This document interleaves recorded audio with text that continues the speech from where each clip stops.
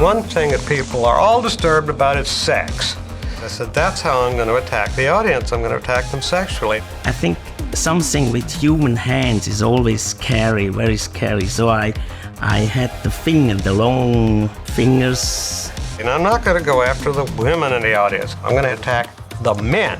And I'm going to put in every image I can think of that I know will make the men in the audience cross their legs.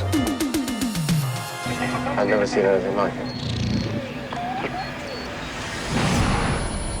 In this video, we are going to go through the story of the making of the Facehugger, from concept to execution. But in order for everything to make sense, I'm going to quickly tell you how H.R. Giger got involved with the Alien production. Alien screenwriter Dan O'Bannon had worked as a visual effects supervisor on Alejandro Jodorowsky's failed Dune adaptation, where he met the surrealist painter H.R. Giger, who had been suggested to Jodorowsky as a concept artist by the famous painter Salvador Dali, set to play the Emperor in the movie.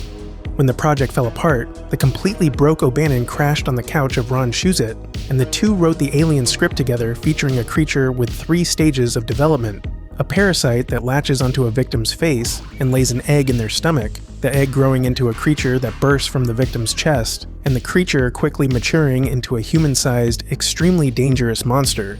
O'Bannon sold the script to Brandywine Productions under Fox, with the condition that he also be hired on as a visual design consultant. They agreed, and while Brandywine had no problem hiring Ron Cobb to design the human spaceship and Chris Foss to design the derelict spaceship at O'Bannon's request, they were hesitant to hire Giger to design the Alien. It was a revelation. If somebody could get this guy to design a monster movie, it would be like nothing anyone ever saw. In O'Bannon's mind, he had the vague idea that the Facehugger would be like a squid, the chestburster like a worm, and the full-size xenomorph would be something that could be played by a man in a rubber suit. But he wanted to make sure to give Giger the freedom to explore his own imagination. After all, Giger was the Nightmare Man. In July 1977, Giger got a call from O'Bannon out of the blue telling him about the Alien project. O'Bannon said that he was in talks with the producers at Brandywine Productions to get funding for the movie, and he wanted Giger to design the movie's monster. O'Bannon sent Giger $1,000 of his own money and a list of elements that would need designs. The next week, Giger received the check, letter, list of elements, and some preliminary sketches by O'Bannon and Cobb to explain what needed to be done. Giger would paint the alien temple, which would be replaced by the derelict ship in the final movie, some alien egg designs, and some Phase 1 designs, aka the Facehugger. This is a small, possibly octopoidal creature which waits inside the spore pod for a victim to approach. When someone touches the spore pod, the lid flies off, and the small alien, first phase, leaps out and attaches itself to the face of the victim. What the hell is that? O'Bannon thought that, if you couldn't scare an audience, the next best thing was to discuss them. It was important to O'Bannon that the victim of the Facehugger be a man, to subvert the trope of women always being victimized in horror movies, saying, "I knew it would make the men uneasy." He also figured that young men would basically make up the audience, and saw the chestburster signifying childbirth, a type of suffering alien to those young men, making it more terrifying. This is the basic sketch that Giger received explaining the Facehugger. Giger thought that the little guy looked like a, quote, flying omelet. Giger recognized that the concept was more or less a large sex organ, so he started out with that, then added 2 hands to hold the head that would be like spider fingers instead of the tentacles from the earlier designs. He would end up adding more hands and a large tail that it would use to spring out of the egg like a jack-in-the-box. And look, he even drew a jack-in-the-box in this sketch. When he made the final painting, he even included the Facehugger holding a tool to pry open the mouth of its victim, saying, "I gave it an instrument, something like the old Egyptians used on their dead to force open the mouth and let the spirit out." He liked how the paintings turned out, saying that it looked like something out of an H.P. Lovecraft story. Giger sent copies of his paintings to O'Bannon, which frightened the customs officials, so O'Bannon had to pick them up personally. When O'Bannon saw the paintings, he noticed that Giger had painted the Facehugger with long fingers instead of tentacles, and he was thrilled. O'Bannon showed the paintings to producer Gordon Carroll of Brandywine Productions. Carroll called Giger sick, and decided not to commission more paintings from him. At the same time, Fox got rid of concept artist Chris Foss, leaving only Ron Cobb to design everything while they searched for a director. The problem was that Cobb's alien designs were too logical. O'Bannon said, "Cobb's designs just weren't as bizarre or as bubbling up from the subconscious as the stuff Giger was doing. Cobb's monsters all looked like they could come out of a zoo. Giger's looked like something out of a bad dream." Try and remove some of the digitals from his... You're gonna do what? Finger. O'Bannon had to get Giger. Giger sent O'Bannon his new art book, Necronomicon, straight from the printers, hoping it would convince the producers. Fox greenlit the movie on Halloween 1977 after seeing the success of Star Wars and The Omen, hoping to combine the two into a hybrid of sci-fi and horror. In February of 1978, the producers pitched Alien to Ridley Scott fresh off his first feature. Scott was hesitant to do a monster movie because, as good as the concept is, you still have to make the monster both scary and believable. Scott wasn't excited by any of Cobb's alien designs, but when O'Bannon brought out Giger's Necronomicon book, Scott became very excited. And I nearly fell off the desk, said, that's it. Giger has an extra quality of, I think one of the most frightening things of all is a quality of reality, combined with a sort of his own fantasy. He knew he had something with Giger, recognizing that he had seen his work before on the cover of Brain Salad Surgery. Scott felt that Giger would be essential to making Alien special, and believed in Giger enough to tell the producers that he wouldn't do the movie unless they hired him. Walter Hill disputes that Brandywine was against Giger, saying that they didn't want to design too much before they found a director, knowing that the visual approach would likely change once they found somebody. I will say that they threw out pretty much everything Cobb and Foss had designed in the 7 months before Scott signed on. And Ridley went to Fox, he said, I have to have this man. And they said, you're the director. If you insist on him, fine. And that's how we were able to put Giger through. Another source says that they were still hesitant to have Giger come onto the production because he was inexperienced in filmmaking, and Scott was angling to not just have Giger design the alien, but build it. On February 8th, Scott and 2 of the Brandywine producers flew to Zurich to meet with Giger and explain the story using Scott's sketches. Filming was set to begin in 3 months. Giger was hoping to work from Zurich and just make a few trips to the studio in London to show his designs. According to Giger, Scott told him that he could just do the designs and they could hire someone else to build them.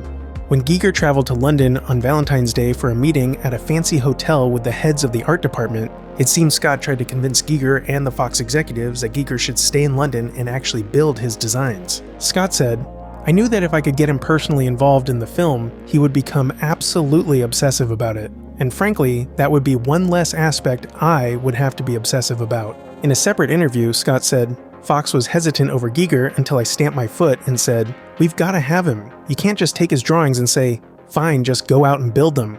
You've got to have him." On March 3rd, Giger did some sketches of the Facehugger and met with Scott. Because of a miscommunication with O'Bannon, he had made the creature too big. It needed to be small enough to fit in a 2.5-foot tall egg. It was a big egg, and I thought in this big egg must be a big beast, yeah. So I did quite a big alien facehugger. Scott had an idea that the tail Giger added in his earliest concept could be used to wrap around its victim's neck and make them unconscious. And there was another change Scott wanted to make. The script had the egg chamber contain an atmosphere allowing Kane to remove his helmet, but Scott wanted to cut this and have the facehugger attack Kane while he is wearing his helmet. It would be much scarier to know that not even a helmet could protect you. Scott made some sketches of how he thought the facehugger would use acid to burn through the helmet. By March 30th, contract negotiations between Giger's lawyer and Fox had finally been sorted out, and Giger arrived on the Shepperton lot with the signed contract in his pocket. Giger wrote in his diary, "It had been made clear to me that I must accept their terms or stay at home." At the airport on the way over, he made these sketches of how the facehugger's fingers might work while waiting for his flight. When he arrived at Shepperton Studios, he saw that the design crew had ballooned to about 150 people. Giger came in with his girlfriend Mia Bonzinigo, dressed in all black with pale skin, looking like Dracula. Ivor Powell said that when Giger was brought in, everybody thought, "My God, Prince of Darkness here." Giger brought with him some new paintings depicting how the facehugger would work its way into Kane's helmet. In the final film, the attack happens extremely fast, but during this time, Scott had an idea of showing it biting its way in. He also had an idea that made it to the final film, the helmet being split in two to reveal it attached to Kane's face. Here we can see an early version of the tube that the facehugger would use to impregnate its victim. And here is a diagram Giger made of the facehugger itself, although this meeting would reveal some changes that would need to be made to the design for logistics and how it would use acid on the helmet. During this time, Scott had made his own detailed storyboard of the movie in the hopes of exciting Fox enough to raise the budget from $4.5 million to $13 million. In this storyboard, Scott incorporated the current designs that Cobb, Mobius, and Giger had worked on, in order to create a full depiction of the movie on paper. Scott presented his drawings to head of Fox, Alan Ladd Jr., which he said caused delight and horror in the executives. This excited Scott because it meant more money was on the way. On April 1st, Giger was given a shed on Stage B to use as a studio, and the production fulfilled his request for clay, sculpting tools, and all the bones they could find. The production even managed to get him a rhinoceros skull. In his boiler room workshop, Giger sculpted concepts for the planetoid landscape and the Phase 2 alien, now called the Chestburster, and the Phase 1 alien, which was now called the Facehugger. He was told that there wasn't enough money to make the big egg silo that he had designed, so they were scrapping the idea and would figure out something else. Giger appreciated that Scott would communicate what he wanted for designs by using similar concepts found in his Necronomicon book. This way, he would be working from his own concepts and techniques. But then on April 5th, without warning, Giger was dismissed back to Zurich. Giger wrote in his journal, "I am wretched and angry, however, I know they will still need me when they get around to interpreting my designs in 3 dimensions." His girlfriend said, "When they took the job away from him, he came home and he was going crazy. It was kind of like taking away his babies, because we felt like mom and dad of the alien. He had been working on the Facehugger when he had to drop everything and leave. But then there was a major shakeup, and a new key player in the creation of the Facehugger was hired." Let's not be too hasty. We don't know anything about it. Associate producer Ivor Powell suggested a talented creature maker named Roger Dicken, whom he had worked with on 2001: A Space Odyssey. The same day that Giger was dismissed, Dicken was hired. Dicken had recently made the octopus for a movie called Warlords of Atlantis, and dinosaurs for The Land That Time Forgot. Dicken wasn't sure about joining the Alien team because he wanted to work from his own designs, but ended up agreeing to these terms, which I assume was because this was the most prestigious movie he had been offered at this point. Then, on April 14th, Fox issued a new budget. Scott's storyboard presentation worked. He didn't get the $13 million he wanted, but the budget was nearly doubled to $8,396,172. Producer David Geiler attributes the budget increase to Giger's designs directly. Upon hearing this, the art department drafted up all the blueprints to build the sets for all the areas of the Nostromo, including the Autodoc, an interesting curved room that the Fox executives had wanted simplified. The Facehugger was so important to get right because that phase is the one that is most alien. Once it implants a host, the next 2 stages, the Chestburster and the full-size Xenomorph, will take on the characteristics of the victim it used to reproduce. So in the movie, the Facehugger uses Kane's body to produce a half-alien, half-human hybrid. If the Facehugger attached itself to a rhinoceros, it would produce an entirely different offspring. Dicken's concept for the Facehugger had claw-like fingertips that would dig into a victim's skin to keep it on, and be covered in barbs so you couldn't touch it. He's not coming out without tearing his face off with it. But Scott wanted the slender fingers of Giger's design with human-like nails on the ends.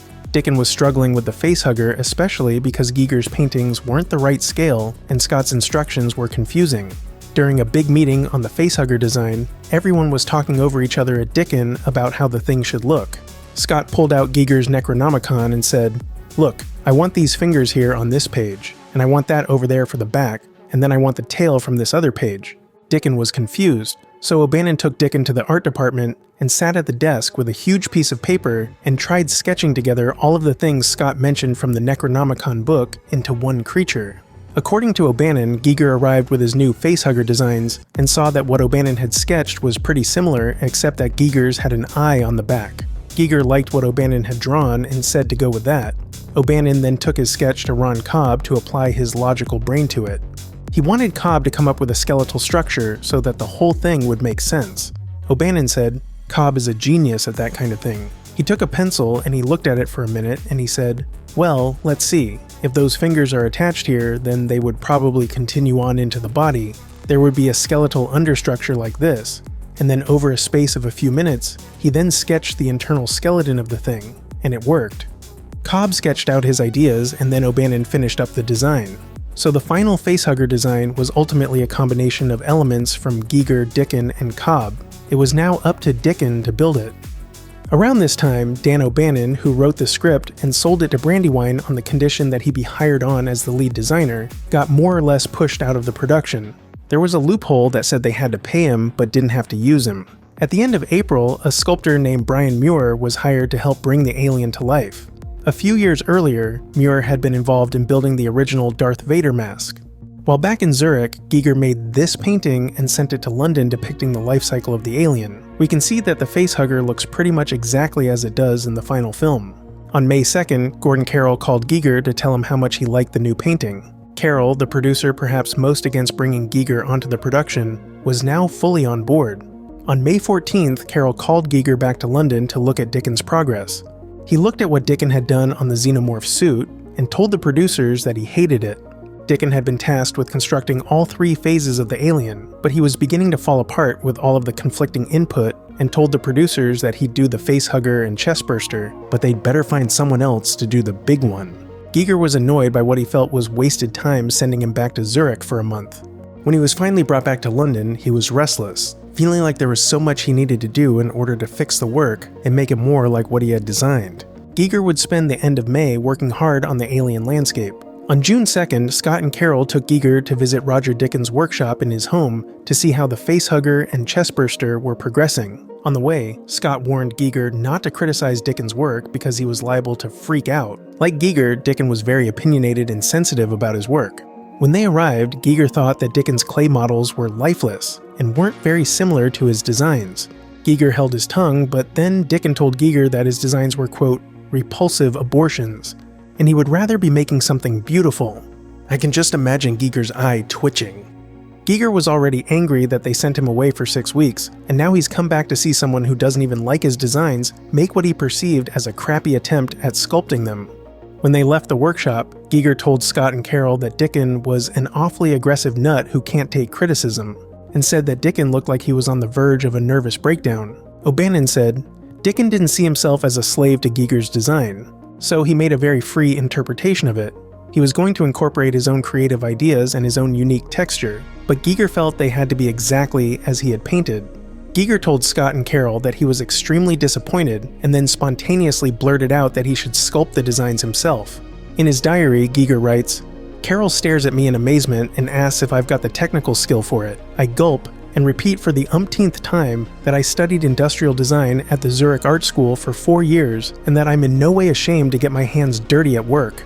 That night, Giger couldn't sleep and began sculpting the facehugger himself, using the wire, plastic tubes, and plasticine that he was given to work on the alien landscape. He figured that if Dicken knew that his models would only be used if Giger couldn't complete his in time, then he would lose interest in his work.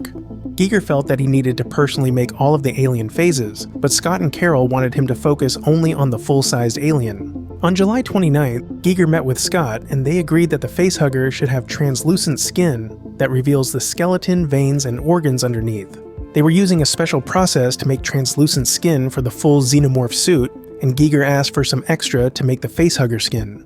Giger cast the facehugger skeleton and was working on the skin when the production heads ordered Giger to stop working on the facehugger immediately and devote himself exclusively to the full-sized alien suit. In the meantime, Dicken made a cast of his clay sculpture and made a mold of it in foam rubber with wire inside. The unpainted foam had this yellow, fleshy color, and O'Bannon had asked for it to be painted dark green, but when he saw it without the paint, he had an idea. O'Bannon said, I said to Ridley while he looked at the thing that I had never seen a space alien the color of human skin. That would not only be novel, it would give it plausibility. Why don't we not paint it? Let's leave that skin color. And Ridley went for it. Scott liked the fleshy color because the idea was that the facehugger would look like it had just come out of a womb. Scott said that they tried a couple of different colors, but they all looked hokey and less scary than the flesh tone one. Dicken said, I made it on the table in my lounge. Ridley came up quite a few times to make suggestions. Then I went to the studio quite a few weeks before the scene was to be shot. I rigged up a fake piece of metal girder and an alien leg for a demonstration for the producers. I cut it, liquid squirted out, and this metal girder bubbled and melted. They were knocked out by it. More on this later. Dicken had made the model with a metal spine inside with aluminum armatures pinned at each joint and wires from the tip of each finger going up inside. This way, the fingers could be made to open and close and wiggle around. Dicken made 5 facehuggers, one that was fully articulated, one for the underbelly when Ash is dissecting it, and 3 that just had wires inside so it could be posed. Giger's version of the facehugger was quite different from what we see in the movie. Giger said, it was going to be very smooth and slimy. The main difference was that mine was going to be translucent. I wanted the inside to be visible because it had a sort of skeleton under the skin. After I'd started building the 2 small ones though, the producers stopped me because they were worried that I wouldn't get the big one finished in time. Giger's chest burster was different as well. O'Bannon said, he was of course working on the big one, but on his workbench he was also well underway on both the facehugger and the chest burster. They were exquisite pieces of sculpture too. Better, I think, than what were used in the film. Especially the chest burster. Giger really gave that thing a nasty mouth. It was much larger in proportion to the rest of the body, and the teeth were like oversized snake fangs, fully extended. A set both on top and on the bottom. I mean, he was building something designed for biting its way out. Those fangs looked like they could go through a piece of steel. On August 15th, Giger wrote that he saw Dicken's finished facehugger. Giger noted that they weren't able to do the transparent skin, but otherwise it was perfect. Scott said that he can work with that. Finally, everything was ready for the facehugger to make its debut on set. Paralyzes him, puts him in a coma. And keeps him alive. Now what the hell is that? You could argue that the facehugger was the most important of the 3 phases to get right, because it's the one the audience gets the most detailed look at. We knew something attacked Kane, but when the helmet is pulled away, suddenly you're exposed to the true horror of the situation, and feel what it might be like to have a spider-like creature attached to your face. This gross claustrophobic violation is heightened when we see its tail wrapped tighter around Kane's neck. Scott said, you could leave that thing sitting on his face all day and nothing much would happen, but that tail gave it punch, made it alive, and articulating it was dead easy. We just covered the tail with Vaseline to make it slippery, fastened a piano wire to the tip of it, and then pulled from below so it slid across his neck and tightened at the same time. They had to use some clever tricks to make a realistic puppet that would be attached to an actor's face.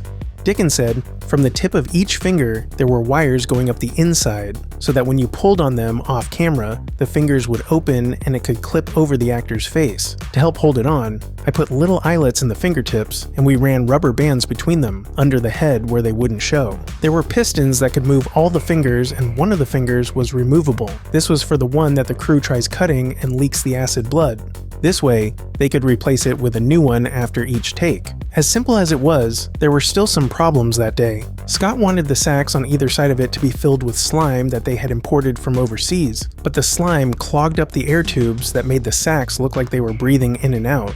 I was very surprised what artificial things sometimes, but if they are moved, how real they are. Kane is put into the autodoc machine and they get a scan of the creature. What we see is stock footage of blood pumping through veins. This really upset O'Bannon because what was originally supposed to be seen on the screen was a long tube going down Kane's throat, but O'Bannon said that Scott cut it because it was too explicit. What's it got down his throat? I would suggest it's feeding him oxygen. I don't think this is the actual reason. I think it's just as likely that Scott cut it as not to spoil the chestburster scene. I think it would give it away to have the audience make the connection instead of Ash just explaining it away as providing oxygen. In the movie, only Ash, the science officer and the android loyal to the company, sees that something has been placed inside of Kane. I believe this is what Ash is looking at on the monitor when Ripley interrupts him. So that's that stain on his lungs. Don't know, Ripley. Whatever it is blocking the scanner. Ash and Dallas attempt to cut one of the facehugger's fingers, which leaks yellow acid blood onto the floor that begins eating through the ship. As we discussed in earlier episodes, the idea to have acid blood came from Ron Cobb as a way to complicate fighting the creature because it would be too easy to kill in the first 2 phases otherwise. Dicken made 6 replacement fingers for the acid blood effect that each contained a tube filled with the alien blood inside. These were attached to the facehugger model by a special joint, allowing it to be clipped in and unclipped quickly and easily. The blood falls on the floor and immediately burns through it. This effect was achieved using chloroform and acetone, with other chemicals mixed in to make a dangerously corrosive substance. This was then poured onto a floor panel made of painted styrofoam. It happens pretty quick, but if you pause, it's pretty easy to tell that it is styrofoam. That craft can eat through the hull. Dicken wasn't too happy about the effect. In his original demonstration, he made a fake girder out of what he called a special mixture that would foam up and disintegrate when you poured ordinary water onto it. He thought it looked very realistic and didn't know why they didn't use it. It's got a wonderful defense mechanism. You don't dare kill it. When Ash examines the dead facehugger, this was a facehugger model that Dicken made with a hollow underside. Scott knew that it wouldn't look convincing to make the organs of the creature out of rubber, So like the inside of the egg, he decided to use real animal parts. Scott said, "You can't build something like that. You could spend months on it and it still wouldn't look right." So I sent a guy off to the market every morning and he'd brought in bucketfuls of stuff from the local fishmonger. Then we had it cleaned and steamed. It was like an operating theater in there. Roger Dicken designed a rubber casing for it, and then Patty Rogers would place the stuff in there and arrange it. She kept coming in while we were shooting saying, "What do you think of this?" And if there were strangers on the set, we'd get some pretty amusing reactions. The most interesting results we found came from arranging miniature squid, thinly sliced, with mussels and clams, and 2 large oysters. Just staring at it was enough to make audiences uncomfortable, and that's what I wanted. And I just put in, with a pair of tweezers, put in 4 oysters, 1, 2, 3, 4, and put in a large kidney, and put in a so-and-so, and away you go. You can't do better than that. In October 1978, the time had finally come to film the Facehugger attack. Scott's original idea was to get footage from the Oxford Experimental Film Unit showing embryo chickens forming and blood filling capillaries and so on, and then he would superimpose it over the interior of the egg. But this was never used. You could feel the tension in the audience, and then he looks in, and I think one guy said, "Don't look in." And it come out with a wallop, and everybody goes, "Bonk," and you're off. I talked about filming the attack itself in the previous episode on the derelict sequence, but while making this video, I found some shots of them filming Kane falling backwards with the thing on his helmet.